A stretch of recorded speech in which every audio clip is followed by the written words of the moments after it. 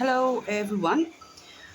Before answering questions about the new citizen state that is being established and its functioning, it is important to note that it emerges from a structure that was limited by its own flaws, granting biased power to the judiciary, to the authority of the National Assembly, and even to the Constitution itself.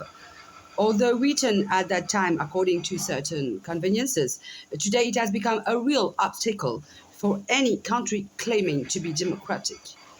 If this concept, democratic, promoted to define a freer state in opposition to its ideological counterparts, where Pericles' clever way of containing an angry people while had to face our own understanding, the country's critical situation, where the budget has revealed the extent of the damage caused over time, I'd like to thank the economist Mr. Sharma for his analysis and Moody's publication, although we are able to recognize the political mismanagement, abuses, and diversion of public funds that have led to the infamous means testing. This undermines universal income and responds poorly to financial interventions disconnected from reality, such as the measures taken.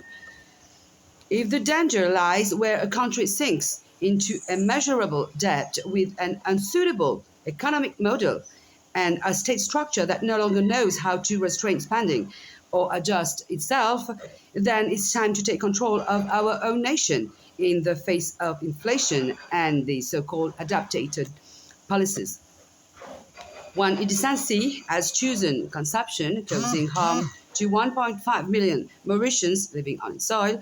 This short-term solution, redirected in the middle class, is often used when a state or its representation cannot solve its real structural problems.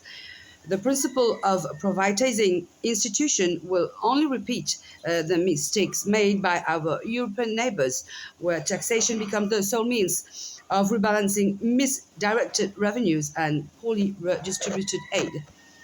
Any important economic model unsuited to the size of the island contributes to the destruction of an economy under pressure, where financial flows are not proportionally distributed within monostructures. This crisis of assets and liabilities worsens the deficit with pension and national savings fund, where SMEs accustomed to systems of corporate bonds or trustee loans via investors on emerging markets under state-backed obligation with guaranteed returns and tax advantages, cultivate that perpetual debt. Meanwhile, intermediaries such as banks or brokers are applying the same investment, stripping local markets of alternatives. Key institutions remain subject to state policy, where visceral inability to understand how a country truly functions become evidence. In the absence of transparency and waste of public funds that guarantee the long-term impoverishment of the Mauritian state, leaving it in a permanent deficit, I welcome the initiative to create a national investment authority, neutral and independent of the executive, but accountable to the parliament, which by principle could provide concrete solution, but not in that existing system, which suffers at three levels: debt liabilities, while new initiatives, so-called debt, is emerging in the Seychelles right now, has made it possible only with parliamentary approval, financing the economy bleu, health, and cybersecurity in the mess. So let us take a moment to understand the role of the parliamentarian, an institution that evolved from the royal councils in the Middle Ages. Its roots trace back to the Parliament of England under Simon de Montfort in 1265 during the Albigensian Crusade in Languedoc, time marked by its Inquisition. That period, known as the Crusade of the Baron, was not only a struggle for power, but also a confrontation between law and faith. Society was divided into broad categories of belief: Catholic and Protestant, Arab, Khazar, Sufis, Buddhists, Confucians, and even Ashkenazis and Sephardic Jews. These distinctions were created to structure governance and facilitate action. Before the British Parliament came into being, the Althing in Iceland has already been established, the oldest parliamentary institution known to history. Later, the British Parliament asserted itself, often taking advantage of the king's weakness, gaining the right to vote on laws and budgets during the 13th and 14th century. Originally, as in France, these assemblies were supreme courts of justice created by the monarch. Over time, they transformed, especially during the Age of Enlightenment, into representative bodies that reflected the will of the people. In the modern era, the United States established its Congress, Bismarck created the Reichstag, and all contemporary nations, whether democracies or monarchies, adopted this principle of parliamentary representation. It became the cornerstone of political balance, civic participation, and the evolution of governance itself. In the parliament, so that has become a monopoly of representation, and by its nature, a monopoly can never be truly democratic. Just as the executive branch receives its authority through delegation from Parliament, any amendment or regulation should require shared initiative for legislation to be legitimate. Therefore, let us be clear. Mauritius has never been a true democracy. Democracy demands a referendum, not merely the illusion of one, nor the comfort of repeating the word 100 times to ease our conscience. The authority granted to parliamentarians gives them the power to modify the constitution through public consultation and referendum.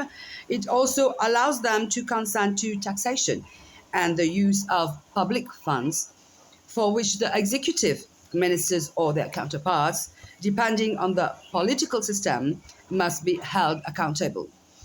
These laws, formulated to control the entirety of governmental activity, reveal the mechanism of power itself, a system that centralizes representation, limits participation, and transforms democracy into administration. Mauritius has fallen considerably behind and urgently requires a complete reorganization of its internal structure.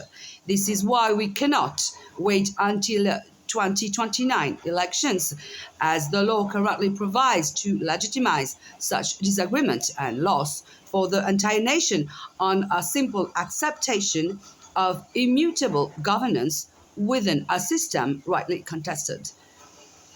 So, Public Sovereign State, it's a citizen platform project in progress, is how citizens themselves becomes the legislative body, embodying popular sovereignty while validating their actions with the judiciary.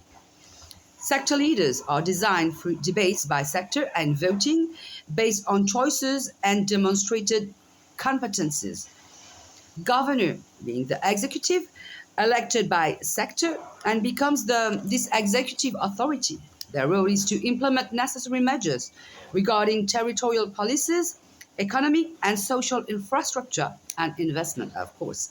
They oversee integration and the development of cooperative economy and key sectors. Designing is made through debates and voting. The National Assembly on a citizen legislative model. The National Assembly, or parliamentary body, composed of one deputy or representative per constituency according to the size of the country and its population. So as for Mauritius, this means 21 constituencies and 21 deputies, working closely with mayors and village council, around 130 village councils for here, to coordinate territorial policies. These policies are then proposed to the legislative body, the sovereign citizens themselves, concerning the drafting and voting of laws. Funds allocated to the executive, represented by the sector governor, are used to establish the necessary investment in key sectors. The impact for these investments directly shapes the national budget, which is presented by the parliament to the citizen legislature. Taxes are then determined accordingly, voted on, and validated by the citizens, ensuring public spending is controlled upstream in collaboration with the judiciary. Citizens, therefore, designate their representatives through debate and voting based on the deputy's competencies, knowledge of finance, law, and at least one key sector is needed. The distribution of these key sectors by category will be addressed later, as Mauritius must urgently align its priorities with the general interest.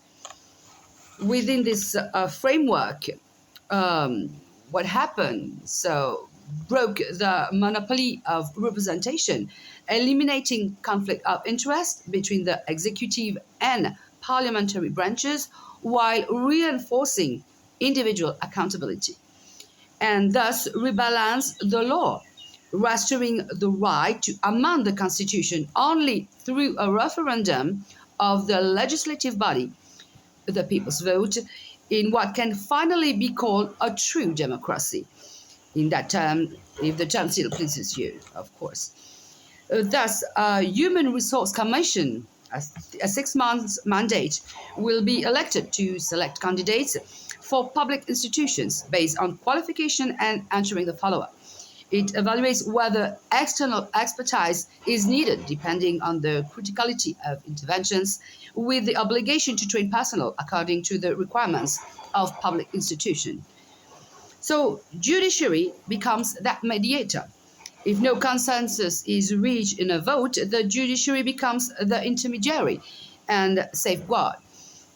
It balances territorial policy while contractually validating external financial partnership in close collaboration with the MCCI and the sector governor, of course. It guarantees fairness, good practices, and ensures that no conflict of interest arise.